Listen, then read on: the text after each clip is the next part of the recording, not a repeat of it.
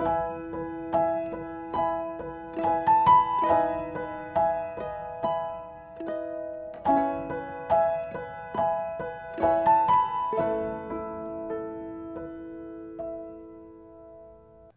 terima kasih Bu Ruri.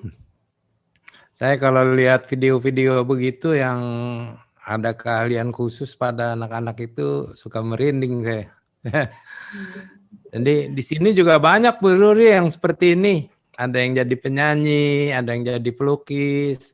Ya, cukup banyak juga, tapi sayangnya tidak semua anak mempunyai keterampilan yang lebih seperti ini. Kebanyakan sih rata-rata, sebagian lebih mungkin bisa kita sebut sebagai safang ya. Ya. Tapi sayangnya sebagian juga ada yang kurang. Ya. Jadi IQ-nya kurang. Seperti juga di anak-anak yang bukan autis itu juga tetap ada anak-anak yang IQ-nya kurang kan sedikit lah. Ini yang perlu penanganan. Bu Ruri, yang belum dibahas tadi tentang shadow ya. Ya. Boleh sedikit karena banyak sekali pertanyaan tentang shadow ini gitu. Iya. Jadi kalau shadow teacher ini sebetulnya kemarin juga memang mau diperpanjang lagi, kayaknya kemarin udah 30 nih presentasinya, takut nggak cukup waktu ya Prof. Bentar aja 2 menit.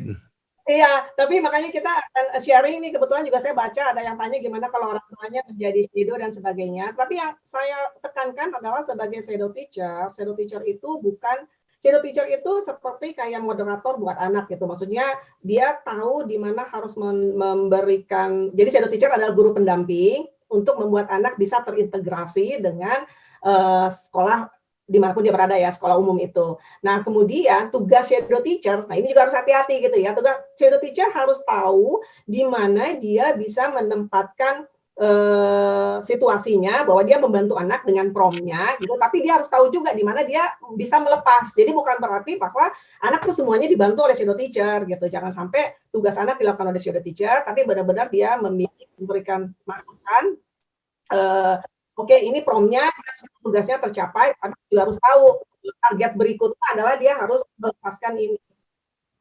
Ini suara saya yang bergaung ya? Enggak. Ya. Oh enggak. Oke, jadi mungkin nanti perlu ada sesi khusus kali ya menghadapi shadow teacher. Dan kita juga biasanya kalau di luar negeri, BCBA juga udah masuk ke sekolah, jadi termasuk di dalamnya membantu shadow teacher dalam menghadapi anak, karena shadow teacher yang baik, dia harus bisa memahami fungsi behavior, ABC, supaya anaknya juga bisa bekerja sama dengan baik gitu, bisa terintegrasi dengan baik. Gitu. Kan tugasnya adalah itu kan, mengintegrasi anak di dalam lingkungan sebenarnya, dalam hal ini di sekolah, supaya anak bisa berhasil dan akhirnya nanti mandiri, targetnya dia mandiri. Jadi shadow teacher itu bukan seterusnya, dan semoga tidak ada step-stepnya supaya suatu waktu kita bisa tarik. Ada satu masalah lagi yang sering terjadi Bu Ruri dan agak mengerikan kadang-kadang, dibully sama teman. Iya, itu dia. Gimana itu menanganinya atau mencegahnya?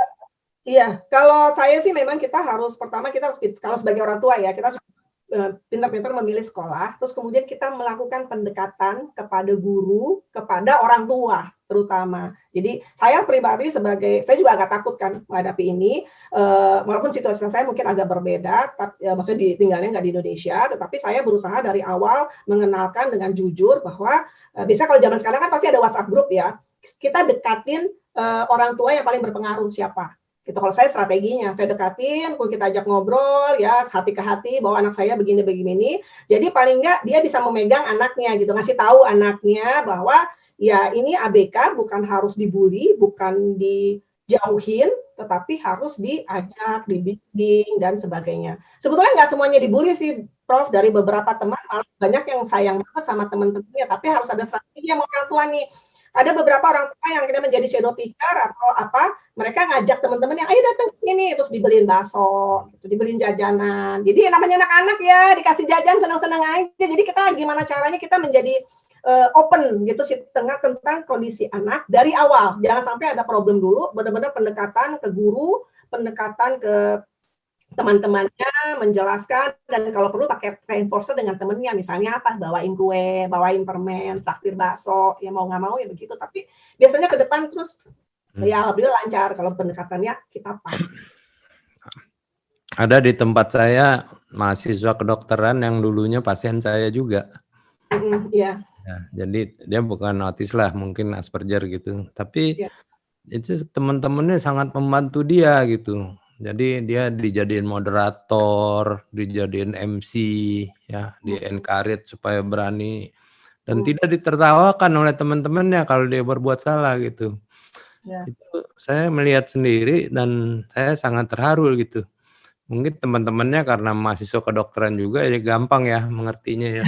Jadi Betul, betul, betul. membantu. Ya, Tapi di sekolah biasa tetap suka ada masalah. Orang anak biasa aja suka dibully, betul, apalagi anak yang tidak bisa membela dirinya gitu. Ya, betul. hati-hati aja. Kalau Iya. istilah saya sih cari yang jagoan sekolah, temenin ibunya supaya Betul. anaknya ngejagain di sekolah gitu. Ya, betul. Betul sarannya. Ya. Nah, kita untung juga di Indonesia ini sudah ada policy bahwa semua sekolah itu harus merupakan sekolah inklusi. Jadi tidak ada anak ABK itu yang ditolak di sekolah sebetulnya, kecuali kalau melebihi kapasitas. Susahnya kapasitasnya nggak cukup, nomor satu. Nomor dua, susahnya walaupun polisi sekolah menerima anak ABK, guru-gurunya belum terlatih teknik-teknik behavior, jadi nggak ngerti.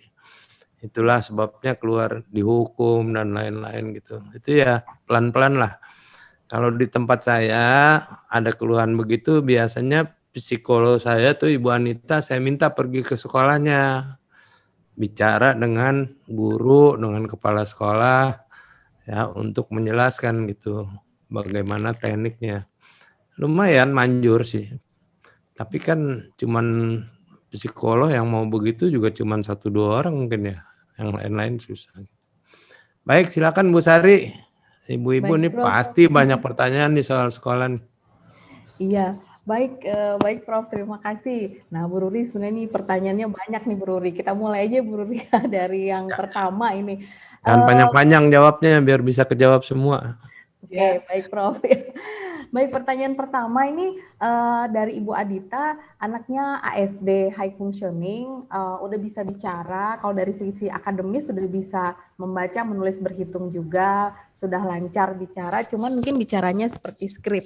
Nah, untuk yang kendala itu interaksi sosial dan komunikasi dua arah. Nah, apa kondisi seperti ini masih bisa di sekolah biasa atau sekolah reguler, Bu? Iya, sekali lagi kalau untuk sekolah biasa atau reguler itu kan jatuhnya kasus per kasus ya, kita harus Betul. tahu juga, kesiapan berbahasanya, walaupun dibilang dia udah bisa berbicara, tapi kurang dua arahnya kan kurang dan sebagainya. Sekolah apa yang akan dimasuki, itu kan juga jatuhnya kasus per kasus, jadi kalau misalnya memang kebetulan sekolahnya bisa benar-benar bisa menghadapi ABK, mereka juga punya rencana untuk ABK dengan kondisi anak ibu seperti ini, secara akademik bisa, tetapi punya masalah sosial, kira-kira dan bahasa ya masih ada terlambat juga. Ini kira-kira bisa masuk nggak program apakah yang ditawarkan? Jadi sebetulnya sih gini ya Bapak Ibu, memang kendalanya kita mencari sekolah itu nggak gampang, tetapi ya waktu kita menghadap beberapa sekolah ya kita kan coba ya sekolah satu, sekolah A gimana, sekolah B gimana untuk menghadapi ABK bagaimana. Jangan lupa hak kita sebagai orang tua. Kita juga harus tahu anak kita dengan kondisi seperti ini apa yang sekolah bisa tawarkan gitu ya. Jadi saya nggak bisa jawab apa bagusnya di mana, tetapi benar-benar ibu cari sekolahnya, kemudian dikomunikasikan dengan kondisi seperti ini, kira-kira bagusnya bisanya di mana, ataupun kelasnya kelas mana, karena kan kalau ABK kita bisa bicara sesuai umur, ataukah misalnya diturunkan, gitu supaya tahu sendiri beban pendidikan akademik di Indonesia luar biasa. Kelas 1 aja kemarin TK ada yang ngirim ke saya, TK kecil, TK besar lah ya, udah pertambahan 2 digit, yang rasa-rasanya bukan itu target kita ya, apalagi ABK, jadi ya itu harus dikomunikasikan, kita target anak kita nih ABK akan seberapa yang akan mereka ajarkan. Jadi kira-kira gitu sih ya Bu.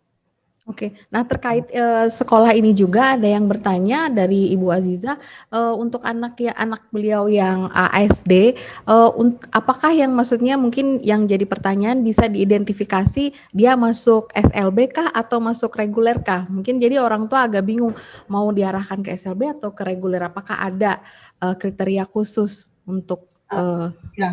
Jadi kalau kriteria khusus apakah ASLB atau sekolah Mhm. reguler, mungkin bisa dikonsultasikan dengan profesionalnya. Jadi misalnya salah satu syaratnya adalah tes IQ, ya kan? Karena kan daya tangkap itu mempengaruhi. Ya mungkin Ibu Sari bisa menjelaskan nih kalau tes IQ gimana Bu? Ada syarat-syaratnya Bu? Karena kan biasanya syarat untuk bersekolah umum pasti minta tes IQ.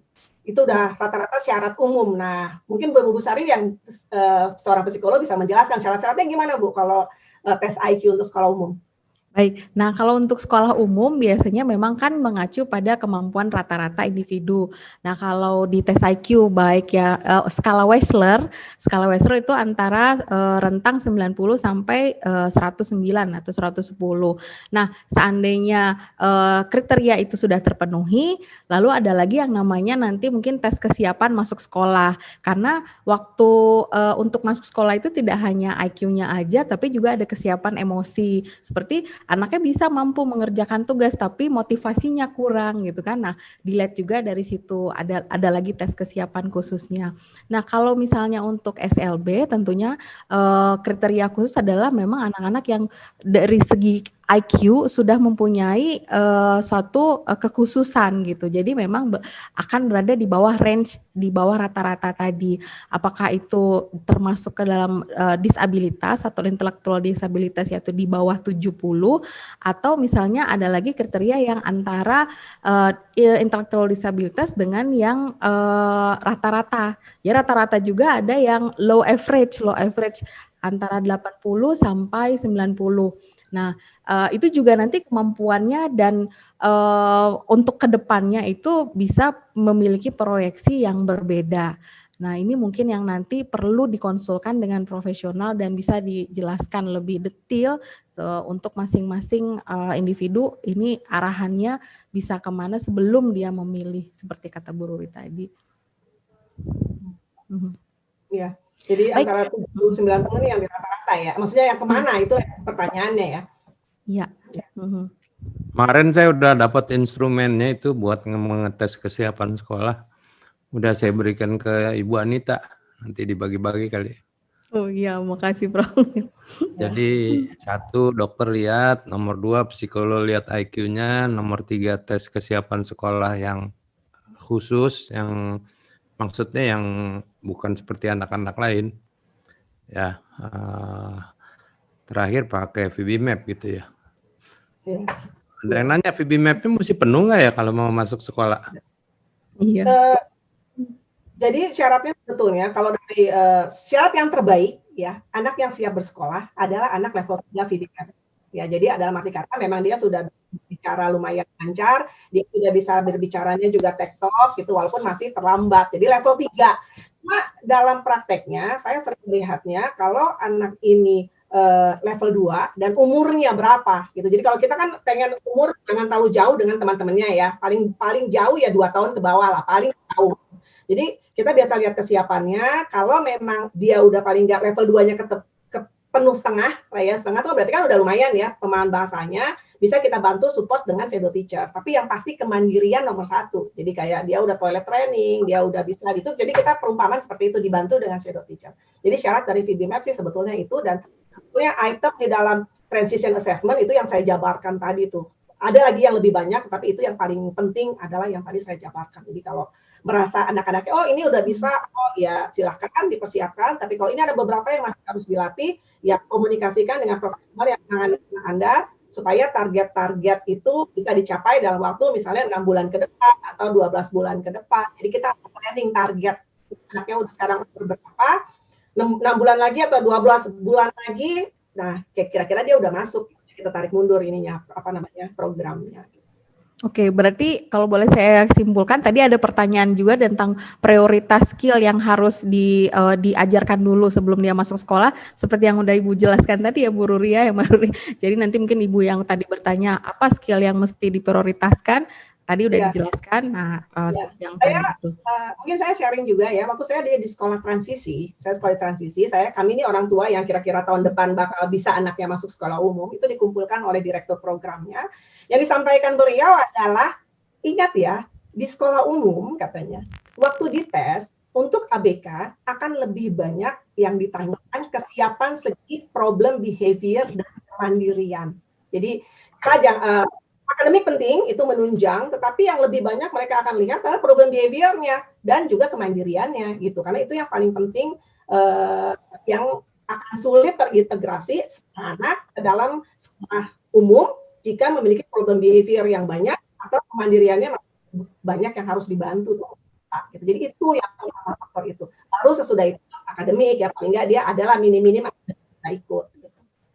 Baik, ini juga mungkin menjawab pertanyaan dari Bapak Gilang ya, yang tentang seperti kata Bu Ruri tadi bahwa memang yang sangat diprioritaskan no problem, tidak ada problem behavior dan kemandirian tadi. Jadi kalau seandainya ini ada pertanyaan kalau anaknya masih teriak-teriak, terus walaupun tidak mengganggu tapi tidak bisa duduk tenang dan nggak bisa fokus, berarti itu kan problem behavior. Jadi belum siap ya Bu Ruri ya, harus masuk transisi dulu.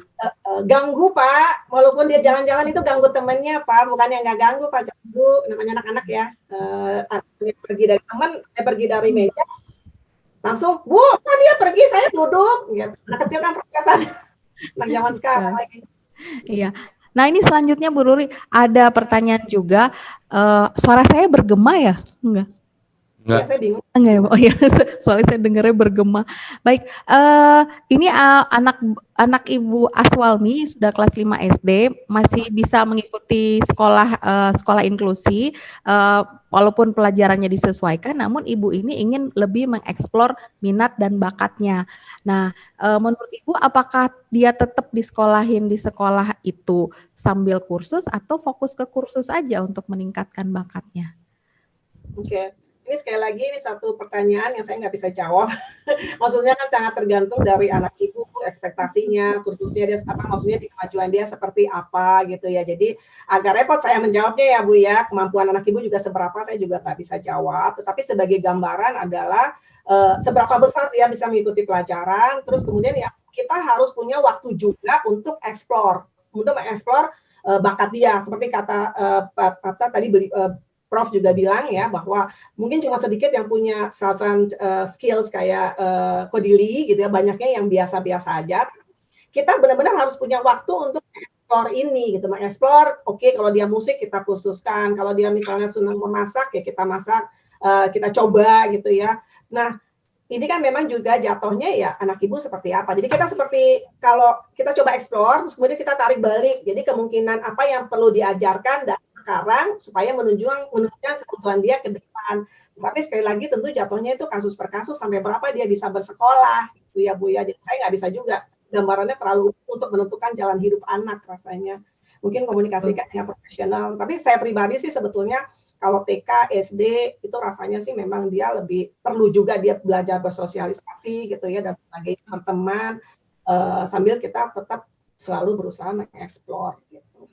Oke, baik. Terima kasih Mbak Ruri. Jadi sebetulnya kalau misalnya dipersepsi bahwa wah kayaknya nih dari penjelasan Bu Ruri tadi anak-anak KBK ini harus perfect banget gitu, hampir sama dengan temennya yang tipikal baru masuk sekolah. Sebenarnya kan nggak begitu ya Bu ya. Nah mungkin bisa sedikit poinnya Bu sehingga mendapat pencerahan ya orang tua. Bukan perfect tapi seperti. Ya, tadi juga ada beberapa yang sebut minimal udah ada. Jadi kayak udah ada kuncupnya, tinggal blossom gitu, tinggal mekar waktu dia ditaruh di tempat umum. Karena kalau benar-benar belum ada kuncupnya, bagaimana dia bisa mekar?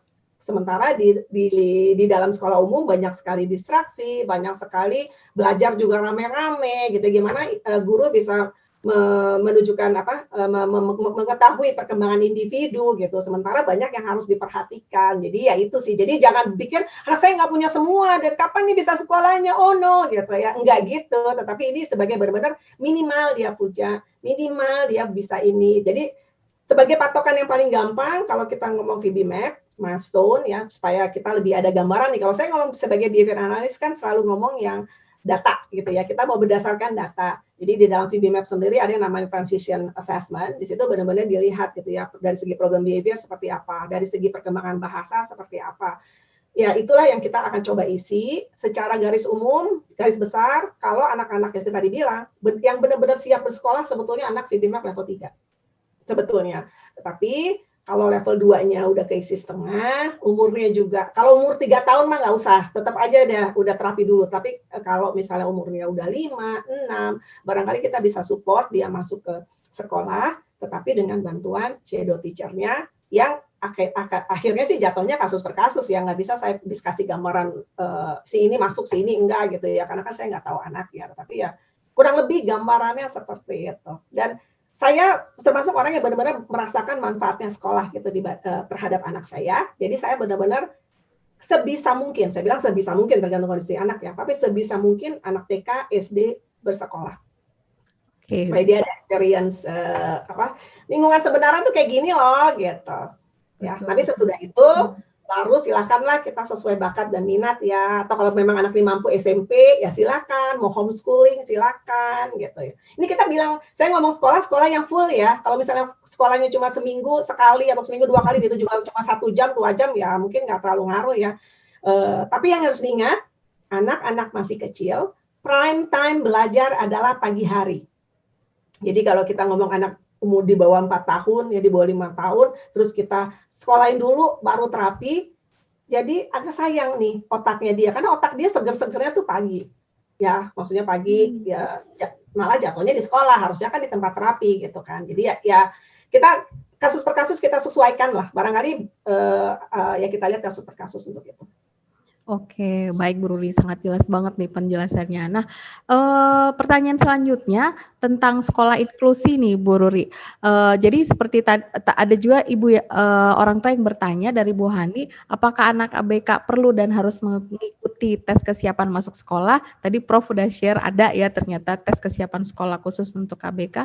Nah, beliau juga bertanya apakah ada gambaran tidak seperti apa kurikulum sekolah inklusi? Mungkin belum terbayang inklusi itu seperti apa, Bu Ruri.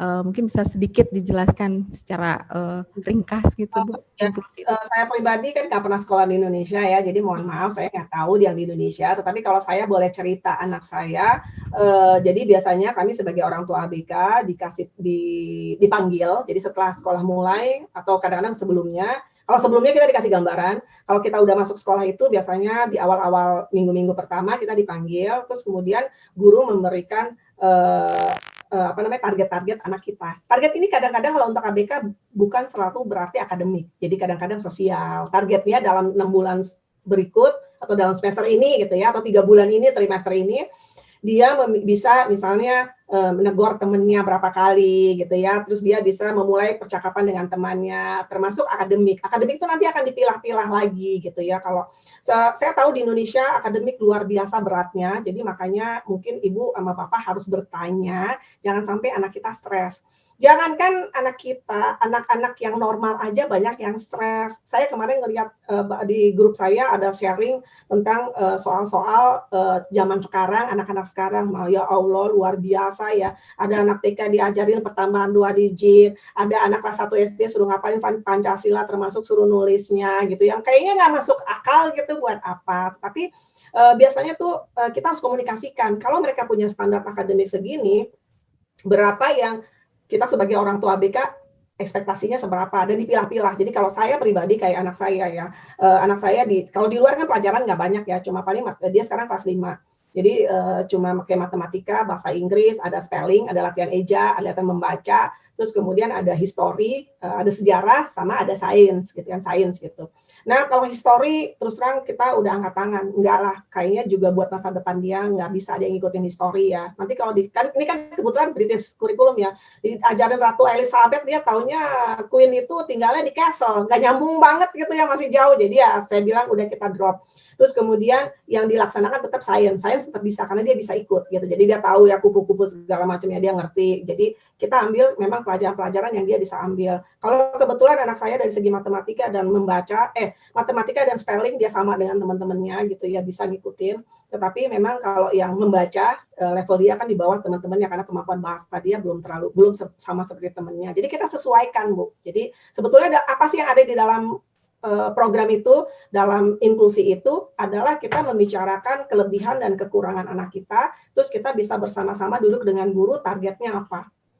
Saya pribadi selain kurikulum, target saya utama bersekolah untuk anak saya adalah dia sosial. Jadi saya memberikan, bisa minta tolong, Bu, tolong ini dia sama temennya begini, begini, begini. Jadi kayak kita kasih skenario gini-gini dan akhirnya diakomodasi. Jadi sebetulnya kayak ini adalah perjanjian dua arah gitu. Ibu kira-kira pengennya apa, sekolah kira-kira punya target apa, akhirnya kita sepakat kepada suatu program yang memang akan dijalankan anak kita.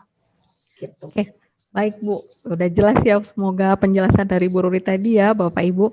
Nah selanjutnya nih ada kasus nih Bu Ruri, anak saya usia 7 tahun masih sekolah di PAUD inklusi. Nah kebetulan Ibu ini cemas bagaimana nanti menyikapi kalau anaknya udah masuk sekolah, karena anaknya ini suka tantrum, berbagai reinforce sudah diberikan tapi masih tantrum. Apakah harus dipaksa sekolah atau gimana nih, karena udah kelamaan nyaman di rumah gitu. Kalau dipaksa jangan ya Bu, kalau namanya semuanya dipaksa itu kurang baik. Nah mungkin tantrumnya itu harus dilihat gitu, tantrumnya kenapa gitu ya. Jadi tantrumnya kenapa, kita runut lagi fungsi behaviornya apa dengan tantrum itu. Dan waktu dia bersekolah, maksudnya tantrumnya pasti di kelas waktu di TK gitu kan. Nah kita lihat dulu, anak di dalam bersekolah sebetulnya anak ABK tidak sesederhana yang kita pikirkan. Jadi dia harus bisa duduk, dia harus bisa fokus, sementara dia harus menghadapi bermacam sensori yang ada di teman-temannya. Anak TK bayangin ya, suaranya mah gitu ya, yang teriak sana, yang teriak sini, Bu Guru, gitu ya. Itu memberikan sensori yang overloading. Jadi kita harus lihat memang anak ini kebutuhan butuh istirahat enggak gitu. Enggak sama teman yang mungkin setiap 20 menit, anak yang memiliki sensori untuk bergerak, barangkali setiap 20 menit dia butuh bergerak. Nah, bedanya adalah sebelum dia tantrum, guru yang memahami harus memberikan cara dia bergerak. Misalnya, anak saya Rehan ya. Rehan nih bagiin ini ke teman-temannya. Dia butuh gerak, dan guru memberikan perintah. Artinya profil sensori dia yang butuh bergerak diakomodasi oleh gurunya dengan gerakannya itu membagikan sesuatu ke temannya atau misalnya menghapus papan tulis. Jadi program yang akomodasi seperti ini jadi kayak sama-sama win-win solution ya, sama-sama menang gitu. Gurunya dapat seseorang yang bisa membantu dia, anaknya juga membantu memenuhi kebutuhan sensorinya. Misalnya masalah dia sensori. Ada beberapa juga kayak anak saya dikasih pengaturan kalau dia udah overloaded dia boleh keluar. Jadi dia boleh minta sama gurunya istirahat. Break 5 menit. Dalam arti kata ya, sensori yang banyak nih dari teman-temannya, temannya berisik ya, namanya anak-anak ya, walaupun udah kelas 5 SD juga, kadang-kadang dia terlalu berlebihan. Jadi dia bisa pamit sama gurunya, dia udah boleh keluar 5 menit aja, bolak-balik, terus dia suruh masuk lagi gitu. Jadi ada pengaturan-pengaturan yang harus dipahami oleh sekolah gitu, bahwa memang ABK, iya, akademik, bisa kita targetkan, tapi ada beberapa hal yang karena dia ABK memang harus kita akomodasi gitu. Karena tadi masalah sensori. Ada juga kalau di luar negeri itu suka ada kalau untuk anak ADHD ya suka ada jadi tempat duduknya dikasih kayak wobbly gitu. Jadi kan anak ADHD kan suka butuh gerak tuh. Jadi malah tempat duduknya dikasih sesuatu gitu supaya kebutuhan sensori dia terpenuhi tapi dia nggak harus gerak. Jadi ada pengaturan-pengaturan sebegitu sih seharusnya. Kalau memang sekolah memahami gitu Bu. Jadi harus dilihat nih Bu fungsi behaviornya apa, ditangani dulu, baru kita bisa berbicara dia bersekolah ke sekolah yang lebih SD. SD jangan lupa berat. Cuma Dilan yang sanggup kayaknya. Iya. Baik, terima kasih nih Bu Ruri. Mudah-mudahan memberi pencerahan ya pada Ibu yang menanyakan tadi Ibu Hani mungkin, Ibu Chelsea. Nah, selanjutnya mungkin ada ini Ibu Hana yang menanyakan harus kemana gitu untuk mungkin lebih menanyakan kepada nama sekolahnya kalau seandainya dia mau Ibu ini ingin mendaftarkan. Mungkin nanti bisa langsung tanya ke profesional terkait ya Bu Ruri ya. Karena nama-nama sekolah juga mungkin agak sulit karena Ibu Ruri tidak tinggal di Indonesia. Baik, lalu selanjutnya ini terkait dengan tadi kata Bu Ruri udah sampaikan bahwa di VB-MAP itu minimal VB-MAP level 3 yang harus dikuasai anak untuk masuk sekolah. Nah seandainya nih ada orang tua yang cemas kalau dia baru menguasai VB-MAP level 3 itu di usia misalnya udah ketuaan untuk seusia yang tadinya VB-MAP kan mungkin 4 tahun 5 tahun, dia 7 tahun gitu. Ini bisa langsung masuk SDK atau ngulang lagi dari TKA atau gimana nih Bu? Oke. Jadi level 3 ideal, tapi kalau udah level 2,5 keisi, saya sih udah masih oke gitu ya, tapi dengan bantuan psikiater. Terus bagaimana anak umur 7 tahun yang levelnya level ya baru mau masuk level 2 atau maksudnya udah bisa sekolah kemana gitu ya. Pertanyaannya adalah sebetulnya untuk ABK beberapa sih turun kelas nggak apa-apa gitu. Maksudnya lebih baik menunggu anak ini siap daripada kita memaksa dan nggak bagus hasilnya. Tetapi turun kelas juga mungkin kita harus pikirkan, kan anaknya menjadi paling besar ya secara fisik. Nah itu yang mungkin harus kita pikirkan juga gitu, gimana teman-temannya, gimana dianya sendiri gitu menghadapi itu.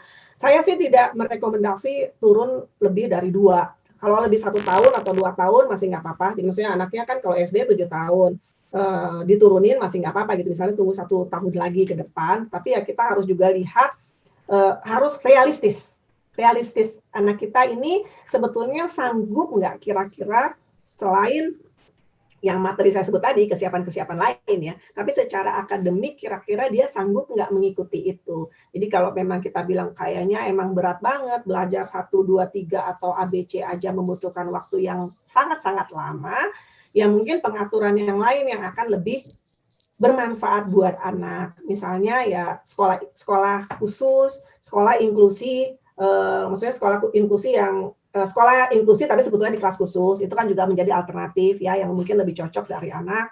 Terus kemudian barangkali ada SLB yang banyak menangani anak dengan autisme atau ya kira-kira seperti itu pengaturannya yang bisa ya Bapak Ibu komunikasikan dengan profesional yang menangani gitu. Tapi kalau diturunin kelasnya saya rasa sih lebih baik daripada kita memaksa.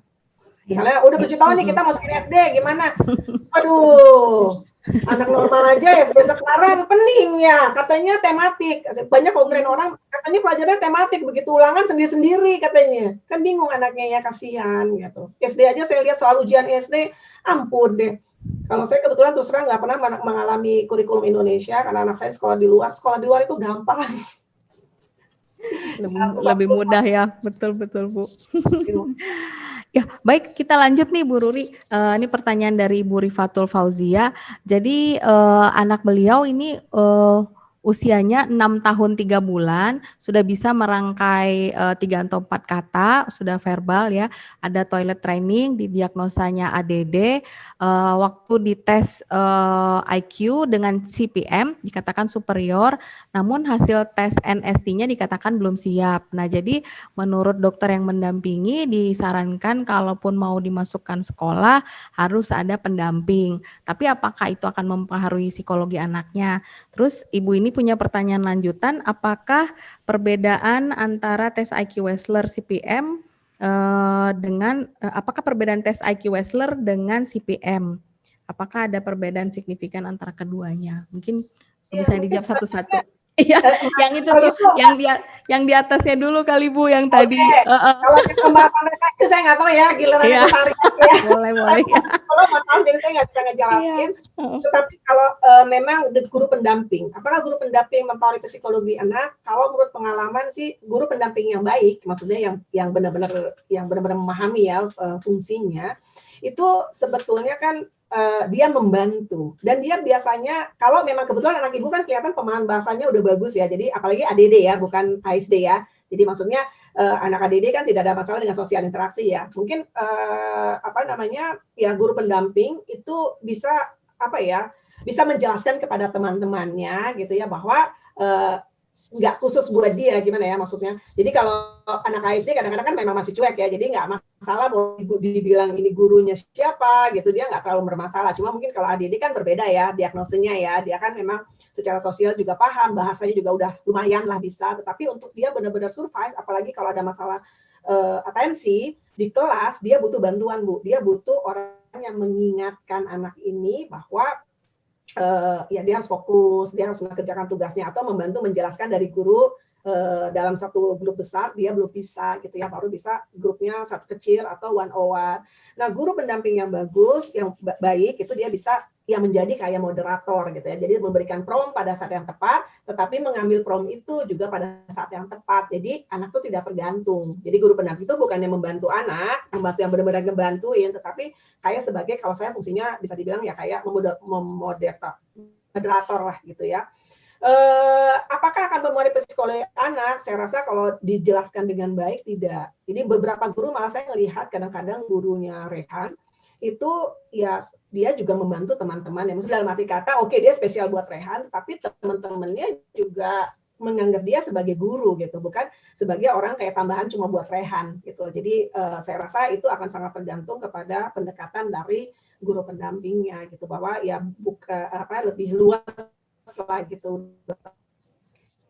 Sebelah ini, nah itu ya kemampuan itu yang mungkin harus dibantu, dijelaskan bahwa akan sementara aja, cuma sebentar bantunya, dan apalagi kalau diagnosanya ADD, ya barangkali ya di awal aja Bu, dan semoga ada rencana pelan-pelan guru pembantu guru shadow teacher-nya akan dicabut pada suatu saat.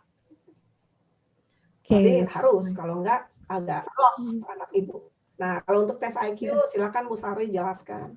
Iya, saya coba jelaskan ya Bu ya. Tadi Bu bertanya apa perbedaan tes IQ Wechsler, mungkin maksudnya Bu yang Wechsler Intelligence Scale for Children itu ya dengan CPM, Color Progressive Matrix. Nah ini memang sangat berbeda Ibu, karena Wechsler itu banyak sekali menggunakan kemampuan verbal di subtes-subtesnya. Contohnya misalnya pada subtes comprehension.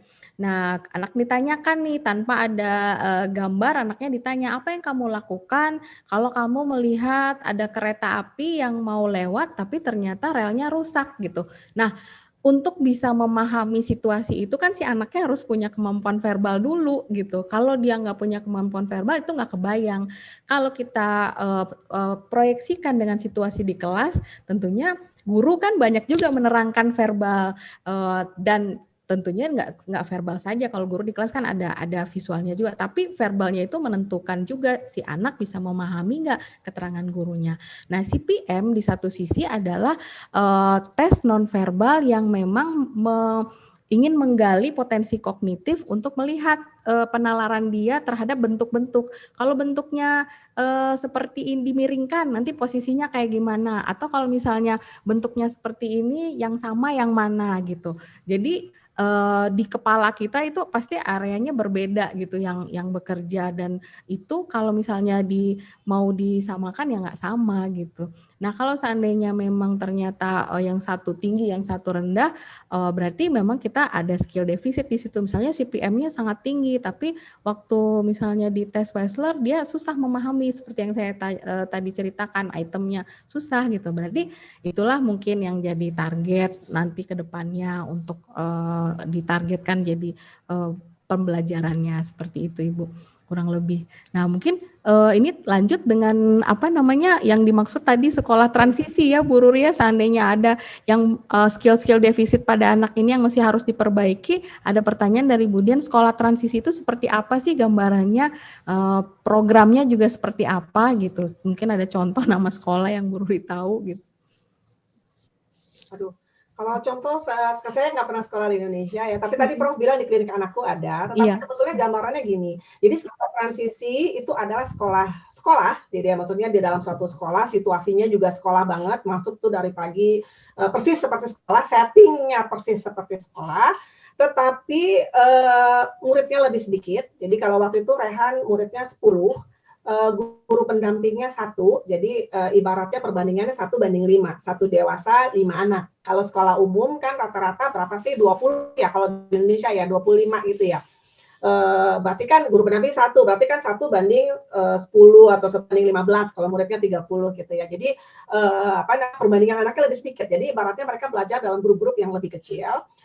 Setting sama persis, jadi dia datang harus ada aturan sama persis. Jadi dia datang, kalau kita di sini kan harus naruh tasnya di mana, terus kemudian yang ngambil folder PR, ya, jadi tetap ada PR, terus ditaruh PR-nya dan sebagainya. Terus dia harus mengikuti ada circle time, persis lah sama seperti sekolah setting. Jadi persis sama sekolah setting, cuma muridnya lebih sedikit.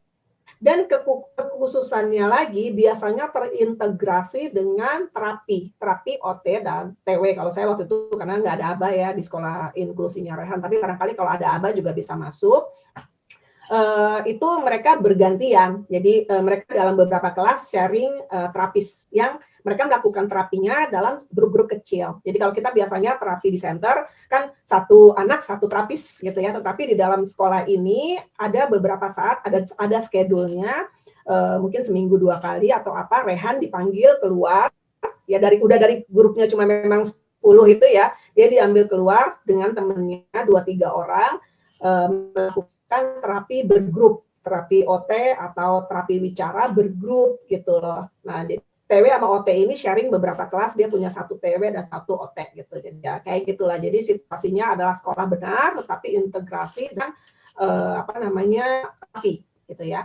Terus kemudian bagaimana pelajarannya? Pelajarannya sih kurang lebihnya sama dengan umum ya, maksudnya pelajarannya dia tetap ada akademik, tergantung anaknya ya, karena kan kalau di situ tuh bukan berdasarkan umur pembagiannya tetapi berdasarkan kesiapan dia bersekolah. Jadi bisa macam-macam anaknya dalam satu kelas tuh bisa range usianya banyak beberapa ya, selisih beberapa lah, tapi waktu itu sekolah transisi maksimum umur 6 tahun, makanya Rehan bisa sekolah 2 tahun di situ karena kan dia mulai dari umur 4. Nah, itu digabung kelasnya, terus kemudian untuk yang sama ya, sama kemampuannya, bahasa dan sosialnya. Terus biasanya semua yang dilakukan ya bisa dibilang ala ABK lah ya. Jadi kayak misalnya kita dalam circle time ya, kita ngadainnya tuh guru-gurunya tuh yang 3D kalau bercerita gitu ya. Misalnya, oh iya ada serigala masuk ke hutan. Wah, dia bikin kayak ada agak-agak 3D gitu loh. Jadi kayak ada apa ya, kayak kain digoyang-goyang. Jadi supaya kayak kan kalau anak-anak ABK kan kadang-kadang memang lebih enak kalau ngelihat hal-hal yang kayak hidup gitu ya. Jadi mereka lebih terstimulasinya lebih enak, lebih aware gitu. Jadi ya kayak gitu. Ada hujan, disemprotin hujan gitu. Jadi ya agak beda, ada settingnya sih lebih kayak exaggerate sih dibanding sekolah biasa. Tetapi itu adalah sekolah yang ya umum aja kayak sekolah gitu. Dan mulai juga sama seperti dia dari jam 9 sampai jam 1, setengah 1 lah ya, kayak gitu setiap hari. Gitu. Jadi nanti diharapkan dia terbiasa mengikuti aturan, mengikuti transisi. Waktu dia ke sekolah umum, ya dia udah terbiasa dengan aturan-aturan bersekolah. Kalau kamu tuh harus tinggal di dalam lingkaran, nggak boleh kemana-mana. Kalau ditanya kamu harus jawab.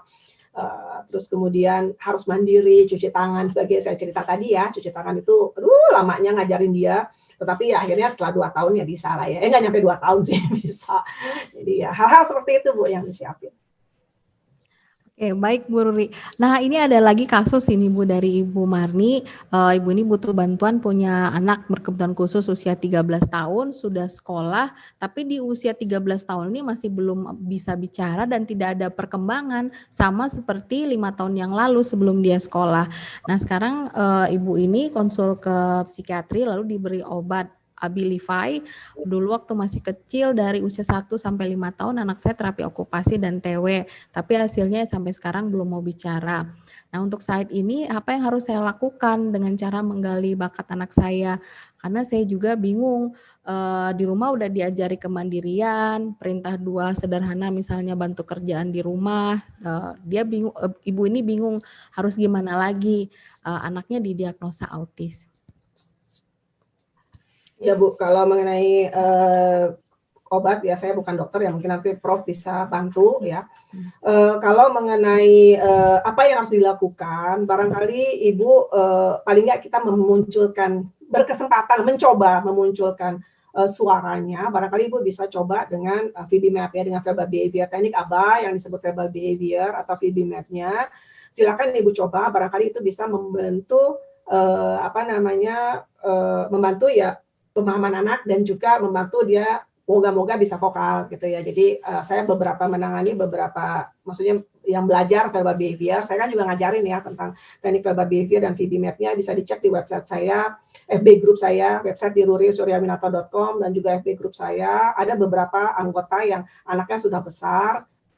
Kalau maksudnya kita coba, saya nggak jaminan semua anak bisa berbicara, tetapi kita coba dengan tekniknya. Terus kemudian bukan cuma masalah berbicara, tentu kita ingin memancing interaksi sosial anak ibu, supaya dia bisa mengikuti, kita bisa mengeksplornya dengan segala macam kegiatan gitu ya, yang barangkali cocok untuk dia dan masa depannya. Ya dia harus ada interaksinya dulu ya Bu. Nah teknik ABA dengan verbal behavior ini bisa membantu memancing itu gitu. Jadi dia lebih jadi kayak lebih sedikit aware lah dengan lingkungannya dan sebagainya. Semoga dengan Ibu bisa mulai mengenalkan kira-kira apa.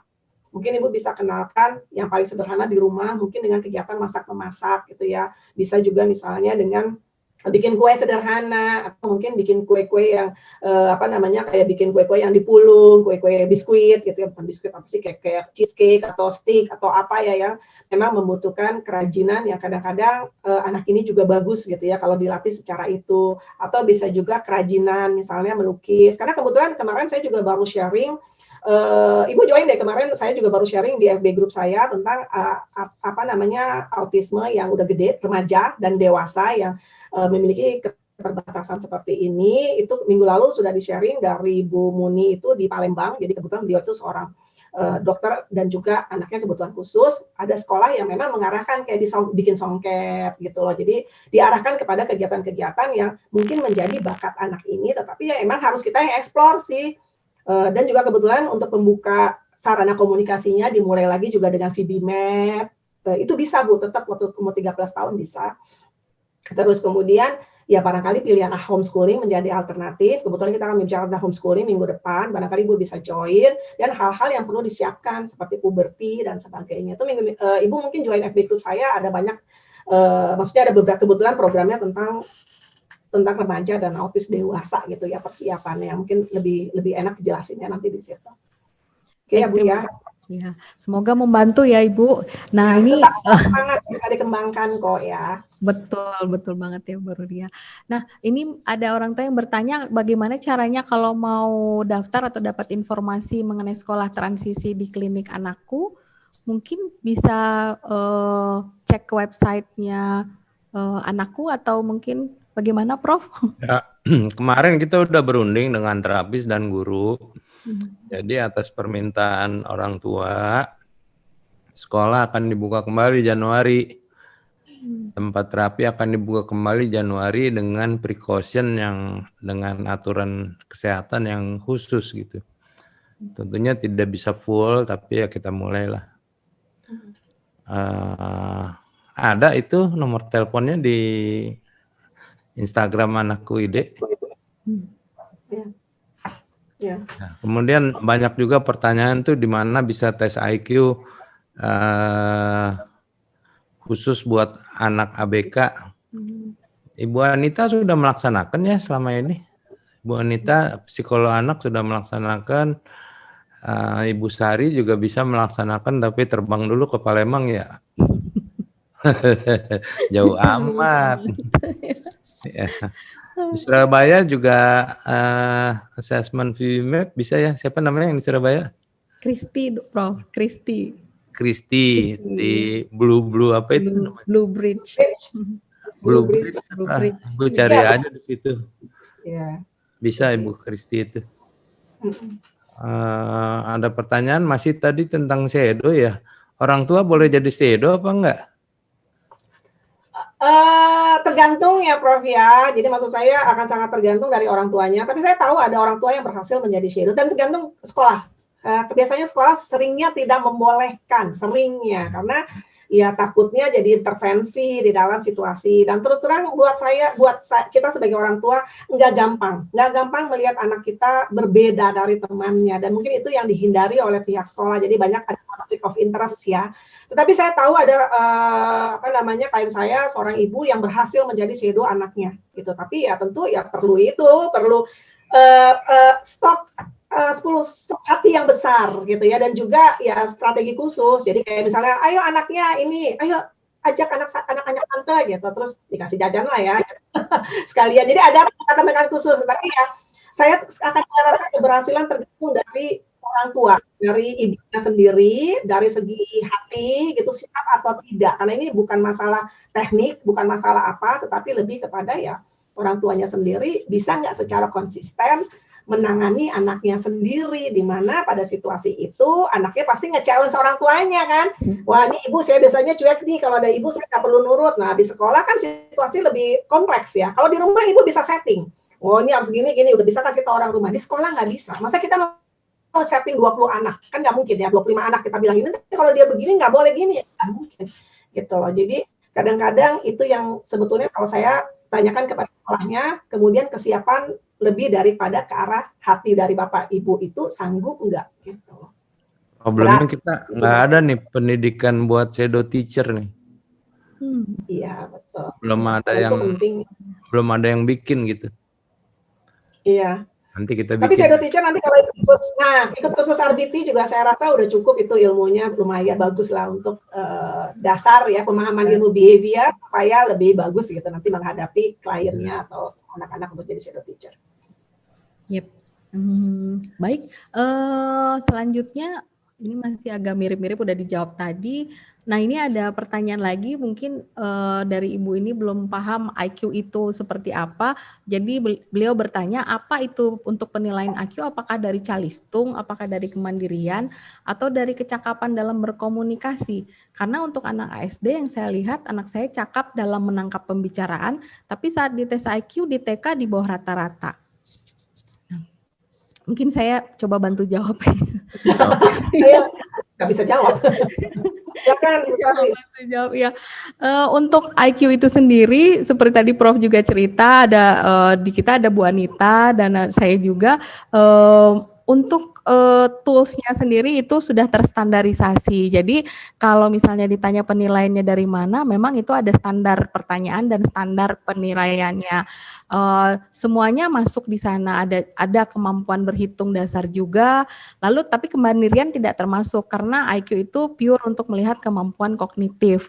Nah, untuk dari kecakapan komunikasi sendiri akan dilihat detail tadi yang seperti saya cerita, ada comprehension, ada juga nanti untuk penalaran verbal. Jadi apakah dia menangkap pembicaraan bisa tapi mengeluarkannya lagi secara ekspresif dia bisa atau tidak, itu nanti juga tercermin dalam pertanyaan-pertanyaan yang diberikan kepada dia. Nah, kalau seandainya nanti pas di tes IQ ternyata kemampuan anak tersebut di bawah rata-rata, biasanya kan nanti setelah dites akan dijelaskan oleh psikolog yang terkait apa saja misalnya yang menjadi defisit kemampuan kognitifnya. Ada dari situ biasanya terlihat apakah itu terkait dengan diagnosa anak tersebut atau ada hal lain. Misalnya bisa jadi terjadi anaknya dites lagi nggak mood, jadi begitu datang jam 2 siang langsung dites IQ gitu, yang ada di bawah rata-rata tapi karena dia udah males-malesan jawabnya udah nggak mood gitu.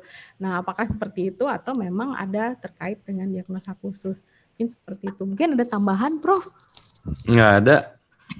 Saya bertanya boleh nggak? Hah? Saya tanya malahan, boleh? Boleh Mas Bu Sari, saya tanya tentang IQ nih, kan saya juga orang tua dan saya rasa mewakili pertanyaan orang tua lain ya.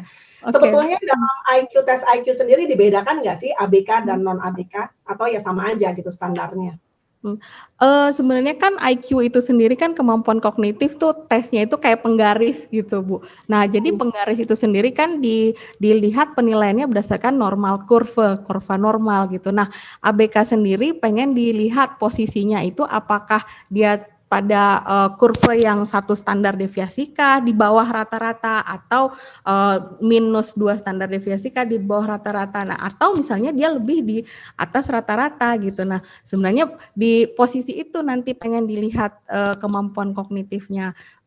Tujuan kedepannya apa? Tujuan kedepannya kan kalau yang akademik ini kan academic skill kan memang terkait kemampuan kognitif. Jadi nanti bisa buat prediksi, untuk prediksi sebagaimana nih kita bisa kasih dia tugas sesulit apa. Jangan sampai kayak tadi misalnya dia juga ngomong masih satu-satu tiba-tiba udah disodorin pertambahan 2 digit gitu kan, tidak matching dengan kemampuan dia gitu. Nah, tujuannya sih seperti itu, tapi makin ke sini tes IQ ini semakin banyak bisa mengakomodasi atau bisa penggarisnya lebih tajam gitu untuk melihat skill-skill kemampuan untuk melihat kemampuan kognitif anak. Seperti itu. Jadi tes IQ itu kan buat anak biasa. Semua anak-anak di populasi gitu. Betul. Ya kendalanya cuman itu pada saat dilakukan tes itu anak ABK ini memerlukan perhatian yang khusus, nggak boleh lagi marah-marah, nggak boleh ngantuk, psikolognya mesti manis, mesti baik gitu. Kalau galak mana bisa, nggak mau dia. Iya. Jadi tes IQ IQ untuk ABK sebaiknya dilakukan oleh psikolog yang memahami ABK ya, Prof. Yang udah biasa lah mengetes. Ya, Itu pun juga belum tentu datang sekali juga bisa kan. Nah itu orang tuanya juga suka marah-marah tuh kalau nggak ngerti gimana sih batal melulu. Padahal keadaan anaknya tidak memungkinkan untuk dites. Betul, setuju Prof. Kadang-kadang pas datang dianya lagi nggak mood, lari-lari, keliling-keliling, mesti kita bujukin dulu, mesti bangun rapor. Kalau datangnya minggu depan dia udah lupa lagi sama kita, ngajak lagi main. Itu kendalanya kalau dengan ABK. Baik, selanjutnya pertanyaan selanjutnya masih tentang di mana bisa bisa mengikuti tes IQ. Mungkin bisa tanya info kepada klinik anakku ya, Prof ya. Boleh. Di Medan ini, di Medan. Medan. Ya, di Medan, Prof. Medan tuh ada psikolog anak yang punya klinik terapi ya. Suaminya saya kenal, suaminya namanya Pulungan, istrinya siapa ya? Istrinya tuh anak dokter Obsgin, profesor Obsgin terkenal di Medan lah. Ya, terus dulu nanti saya cariin. Oke, siap Prof. Nah, nanti akan sabar ya Bu, nanti akan di-share kontaknya. Nah, baik, mungkin Elvi namanya. Oh iya, Mbak Elvi, betul. Mbak Elvi dari klinis anak ya Prof ya. Beliau dosen ya Prof. Ibu Elvi psikolog, punya tempat terapi autis. Cari aja. Ya. Suaminya namanya Amal Pulungan. Ya mungkin itu bisa membantu tadi dengan ibu yang menanyakan di Medan kalau bisa tes IQ di mana.